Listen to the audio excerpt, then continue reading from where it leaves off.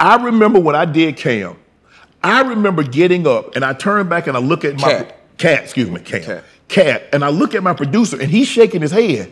I'm like, oh man, we done messed up. What people are upset about is that for some reason people come to me and I don't look at them with judgy eyes. I have no predetermined notion or preconceived notions, and they open up to me. Right.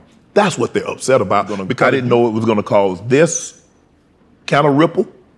I didn't think it was going to move me in the direction. I'm glad it did. I understand what comes along with that.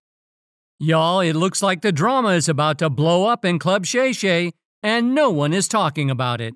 Recently, Shannon Sharpe revealed that his show is allegedly getting banned as some higher-ups are unhappy with its influence. Since Shannon has been dropping bombshell after bombshell on his show about Hollywood secrets, some celebs, including Oprah and Tyler Perry, are actively trying to take it down. This drama is getting spicier by the day, so let's get into it. Shannon Sharpe getting hate. Kat and Monique.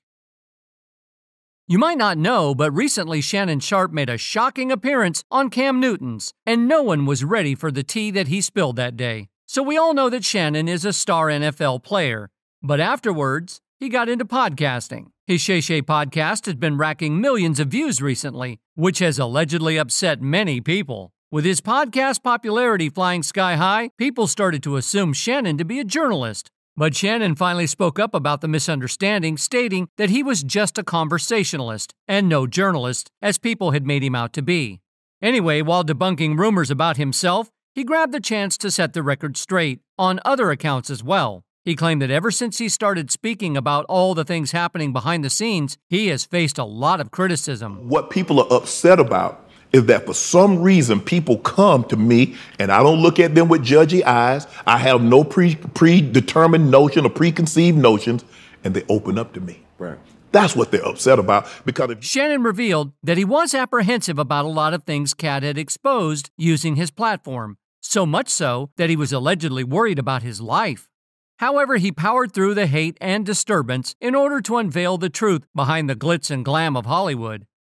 Now that no one has actually come out to claim that Shannon was in the wrong to let other people speak, they are coming after him, claiming that he had directed them to speak out like that.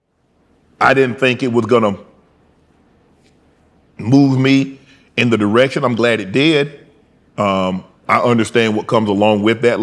But if you remember, he said it. He said, this is going to put you in another dimension. While airing out his challenges, he revealed that an insider in his community had tipped him about the forces that were working against him at that time. He hinted that people started moving as soon as the episode aired.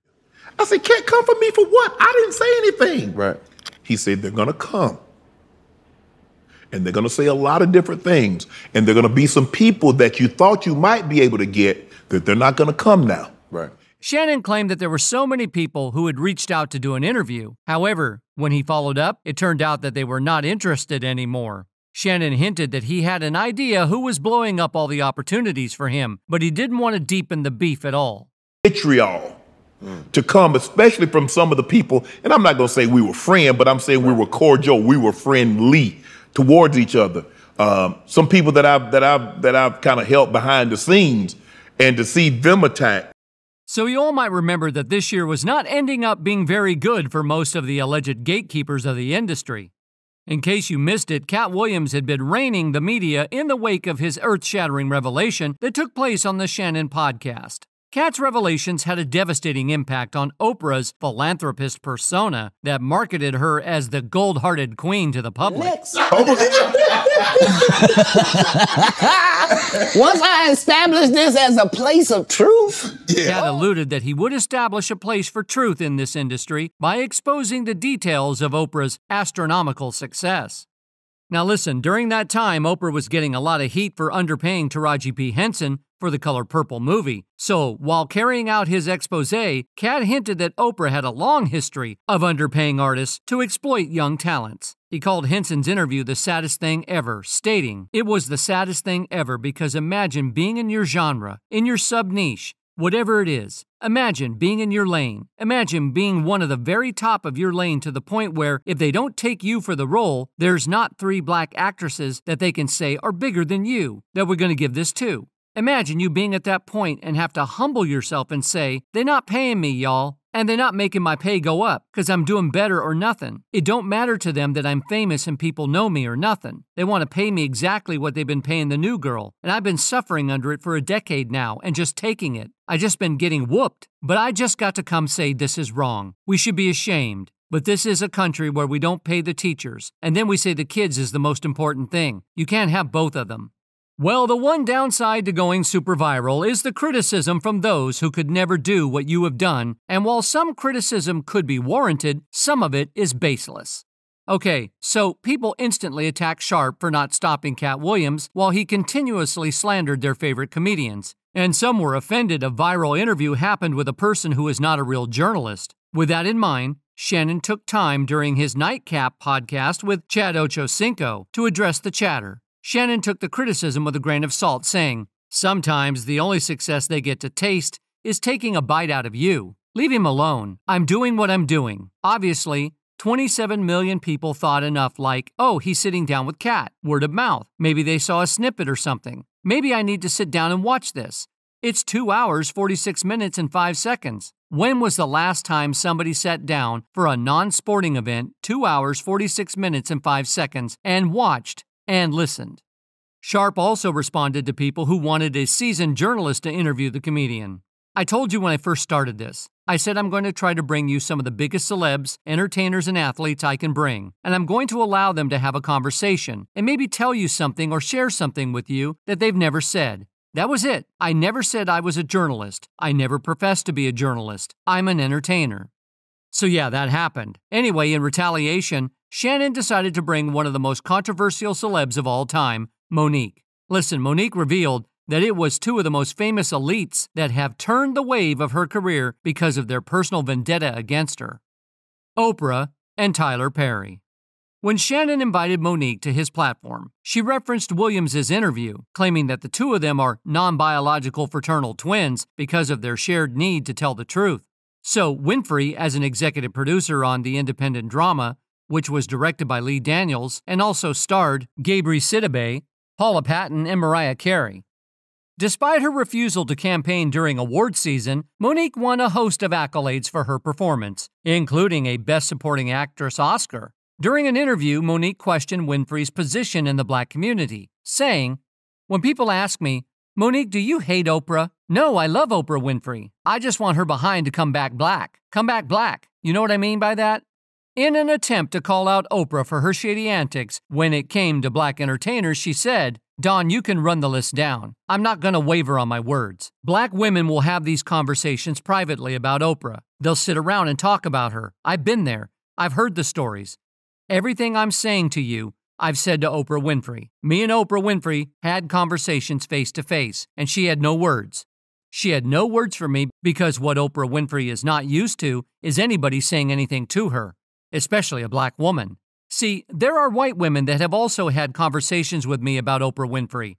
So I'm not saying these things to bash my sister because she's still my sister. But what I am saying is, Oprah, come on back home. We got the light on for you. Come on back home." So Monique's problem with Oprah and other Hollywood elites began when Monique took to the stage during Cat Williams' comedy tour and said, "F you, Oprah Winfrey. F you, Tyler Perry. I'm too mother effing old to be scared of this bees. I'm too old to be intimidated by this bee. I'm too old to hold the mother effing truth." Monique's troubles in the industry surfaced when she refused to promote her film Precious for free at the Cannes Film Festival. Interestingly, Oprah also played a crucial role in Monique's predicament as she was also one of the producers of the film. She said, "I said, Oprah, I'm doing a talk show. I'm doing a comedy tour. I have a husband. I have babies. I have a little bit of downtime, and I'm going to take advantage of it. So I'm not going anywhere because I'm not obligated to go anywhere. I've done my part." So we mutually agreed to disagree. That was it. Next thing I know, I'm considered difficult and hard to work with. When she won the Academy Award months later, Monique declined to thank Daniels and Oprah during her acceptance speech, leading to an extensive feud, during which the actress alleged she had been blackballed from the industry. Monique told The Hollywood Reporter, I felt the same injustices and inequalities that all black women who came to Hollywood before me felt. Oftentimes, people call that anger. They call it bitterness. They call it unstable. They give it all these titles, except what it really is. And guess what? Monique's fight for justice did not end there. Even at the cost of her career, she has been calling out Oprah nonstop. She has openly claimed that Oprah had betrayed her in the worst way possible, and she is not going to stop talking about it. I'm not saying she hasn't, but I've never heard Oprah Winfrey talk about the inequality of black women in Hollywood. So when you get to running down these movies, baby, that's a payday. What does that mean? What are you really doing for black women? And she could say, I don't have to do nothing. I don't owe nobody nothing. You're right, but damn if you don't owe me an apology, because privately you told me I was right. Publicly you said nothing, and you watched a black woman, you watched me, get thrown under that bus. At the time of the Precious incident, Monique was having a hard time as Oprah and other people on the team were trying to force her into doing a press campaign free of charge. She reiterated that Tyler tried to deceive her into doing the campaign by giving her false hope about millions that will come in afterwards. It is important to keep in mind that Monique was young and inexperienced at that time. It was also her first major project. The actress explained that Tyler wanted her to waive her rightful compensation for future projects that had not even materialized yet. Listen, you may really want to consider promoting this film, because if you get nominated for an Oscar award, your next film is $3 to $5 million. Luckily, Monique was not easily manipulated. She knew the wage gap in the industry was real and didn't want to miss out on her fair pay. The comedian stood firm in her stance, saying, I said, Tyler, who you talking to? I'm a black woman. Where do they pay those type of salaries, brother? I said, what I cannot do, Tyler, is work for free. Monique highlighted that she wasn't the only one who got the shorter end of the stick. She explained that black women are so devalued in the industry that when someone gives them a little over their previous paycheck, they get happy. For those who don't understand, Monique was referring to Taraji P. Henson's statement, where she said, I think the industry knew I was talented, but it's about money. Are you bankable? I had to continuously prove that. I've been trying to prove and improve. I was asking for $500,000. I didn't get paid that until I did my first Tyler Perry film. And get this, the word has it that Shannon has been promoting Monique's side of the story to his peers, which as you would expect has not set well with the two hotshots involved. While Tyler and Oprah were both responsible for Monique's descent, Oprah went a step further to allegedly take revenge on Monique. So Oprah slapped Monique with her trauma when she hosted the comedian's family on her now defunct talk show back in 2010, shortly after her Oscar win. Just so you know, Monique's eldest brother, Gerald Imes, confessed to S.A.ing the star over the course of several years, from when she was age 7 and he was 13. While Monique had publicly discussed the A, she told Winfrey that she did not want to be a part of the show when approached by the billionaire. She did, however, give her blessing for the interview. That sentiment changed when the episode aired, and Monique saw her parents and another brother were included on the show. I tried to be respectful. I tried to call you first. When she had my family on her show, I tried to call you first. I tried to talk to you privately, but then you became the great mighty Oprah Winfrey and you were too busy to talk. Well, now I'm going to talk about it. This woman has overstepped with me in so many ways. So with Tyler and Oprah working against her, it looked like all doors had closed on her. However, it was Kevin Hart who reached out to her with an opportunity. She claimed that Kevin said, I tell you what, let's move past that. Tyler Perry is not wanting to revisit their past grievances. And Mo, let's move past that. And let's do some great things together. I will partner with you. I'll executive produce with you. You just let me know what you want to do. However, Monique alleged that Tyler pressured Hart to drop the opportunity. Monique claimed that prior to not wanting to do international press opportunities for Precious, she had never been labeled difficult. I never complained about the $50,000. The amount that she earned in her role for Precious. I did everything I was supposed to do. It is when they started asking me to become a slave. It is when Tyler Perry and Oprah Winfrey started asking me to work for free. It is when they started doing the bidding from whomever the gatekeeper was at the time. You might be wondering about the reason Monique did not take legal steps against the duo. Well, Monique claimed that after she sent audio of a private conversation between her and Tyler Perry, the civil rights leader Al Sharpton responded, "What that man did to you was wrong. And you're like my daughter, and we're going to have to get him to fix that." We didn't hear from Al Sharpton for 6 months. The next time we saw Al Sharpton, he was on a podium talking about, we don't need to fly commercial, because we can fly Tyler Perry's private jet. I said, that's why maybe I'm not hearing back from him. Anyway, when Tyler witnessed that Monique's voice was making him look bad, he immediately called Monique to call for negotiations. That's good, right? Not so much, because Tyler wanted to exchange one apology for another. Monique alleged, Perry told her, what I did to you was wrong. Then he calls back and says, I will meet with Monique, but not with her husband. And then she had to apologize to me and Oprah Winfrey for saying we had anything to do with ruining her career. Now that was recent. In a vulnerable moment, Monique explained that she did not want to say yes to Tyler's demands because she had seen what happened to the women who didn't raise their voices against injustice. She said, so I understood by then that when you sacrifice everything for a place called Hollywood, you wind up being by yourself. I know the history before me. I know those stories. And not only did those women die broke, they died brokenhearted. They died lonely because they gave everything to a business, and in the end, it gave them nothing. Fans are right beside Shannon on this one. They claim that Oprah and Tyler are getting uncomfortable by Shannon's approach, and that's why they're trying to take him down. If all these celebrities, if there is no truth to anything that's been said by Cat Williams or any other person on his channel, on his podcast, then they would brush it off. They would be threatening him. But if it's things, and it burns, and people get defensive and act out and start threatening and yelling at the other person, it's because they just got exposed and got called out on their BS. Another added, everyone knows what the things they do, and it's sad and sickening, so ain't no need to blackball anyone no more. We all know who the bad apples are, OTD and LD. So sad your own people will turn on you.